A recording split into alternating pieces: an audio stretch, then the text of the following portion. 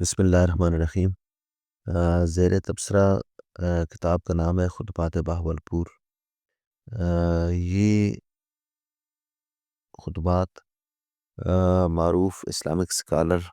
Doctor حمید اللہ کے ان 12 خطبات کی تحریری شکل ہے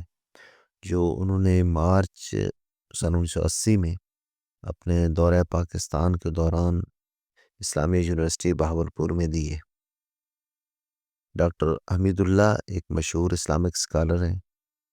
اور یہ 1908 میں حیدرآباد دکن انڈیا میں پیدا ہوئی ہے اور 94 سال کی عمر میں سن 2002 میں ان کا انتقال ہوا۔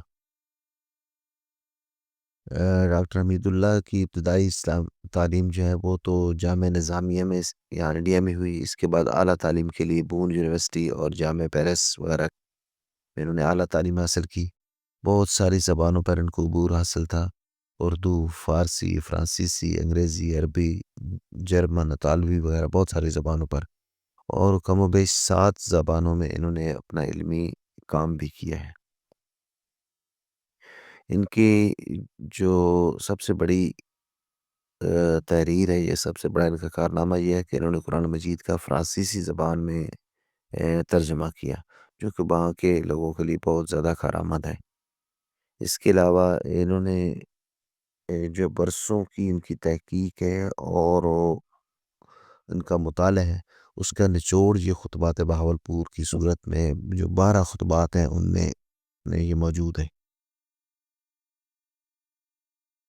ان کا ایک اور بڑا کارنامہ یہ ہے کہ انہوں نے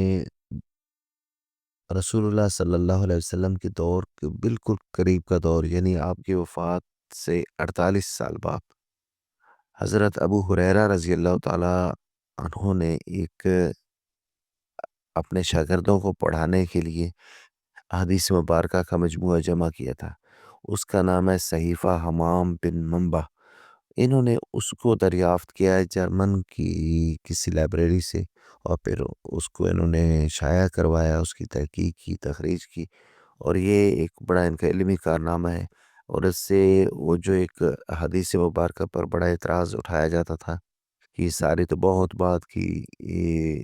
تدوین ہوئی ہے،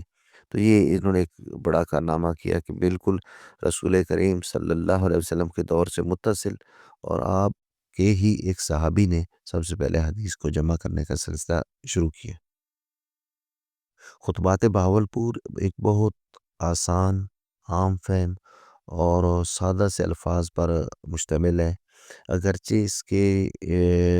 باقاعدہ ریکارڈڈ لیکچرز آڈیو کی صورت میں وہ بھی موجود ہیں، جن کا لنک نیچے ڈسکرپشن میں دے دیا جائے گا۔ وہاں سے ان کو لیکچرز کی صورت میں بھی سنا جا سکتا ہے، اور کتابی صورت میں اگر آپ پڑھنا چاہیں تو اس کو یہاں پاکستان میں ادارہ تحقیقات اسلامی یا بین الاقوامی اسلامی یونیورسٹی نے اس کو شائع کیا ہے، اور یہ ایک دیدہ زیب پرنٹنگ ہے جو کم و بیش تقریباً 425 صفحات پر مشتمل ہے اور بہت پڑھنے کی چیز ہے۔ اس کی یہ زبان انتہائی سادہ ہے، دل نشین انداز ہے، اور عام قاری کے لیے سمجھنے کے لیے، پڑھنے کے لیے بہت آسان ہے۔ اس میں واقعات کی روانی بھی ہے، اور کئی ایک بڑے نادر اور دلچسپ واقعات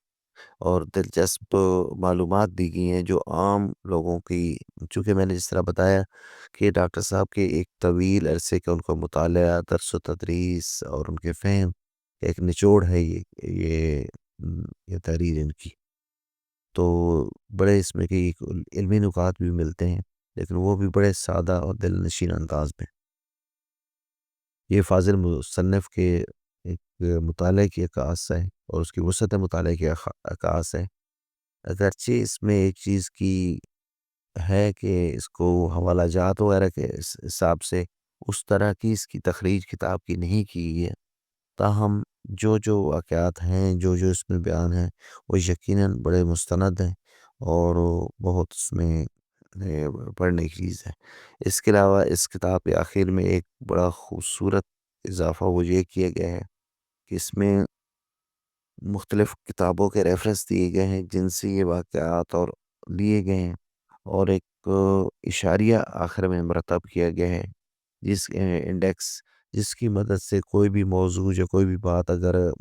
تلاش کرنی ہو کتاب کے اندر سے تو اس کو بہت آسان بنا دیا گیا ہے۔ اس کے علاوہ یہ ڈاکٹر صاحب کی ایک چونکہ طویل مطالعہ کا ثمر ہے، تو یہ اس میں انہوں نے اس کو بڑے ہی مدلل انداز میں پیش کیا ہے۔ تاہم اس کی ایک بڑی خوبی یہ ہے کہ کئی ایک جگہوں پر چونکہ یہ خطبات کے بعد سوال جواب کی نشست بھی ہوتی تھی اور اس کو بھی تحریری شکل میں لایا گیا، اس کتاب میں وہ بھی موجود ہے۔ تو ڈاکٹر صاحب نے اپنے کئی ایک جگہوں پر اس بات کا اعتراف کیا ہے کہ میرے علم کے مطابق تو یہ چیز یہ موضوع اس طرح ہے، لیکن اس پر میری ضد نہیں ہے، ہو سکتا ہے اس پر دوسری رائے بھی ہو، یا کہیں کہیں انہوں نے یہ بھی کہا ہے کہ معذرت خواہ ہوں، اس چیز کا مجھے علم نہیں ہے۔ تو یہ ان کی ایک عاجزی اور ان کی ایک خلوص کا اظہار ہے، بہت عام کاری کے لیے پڑھنے کی چیز ہے، اس کو اپنے مطالعہ میں لے کر آئیں، انشاءاللہ بہت نفع ہوگا۔ جزاک اللہ خیرا کثیرا۔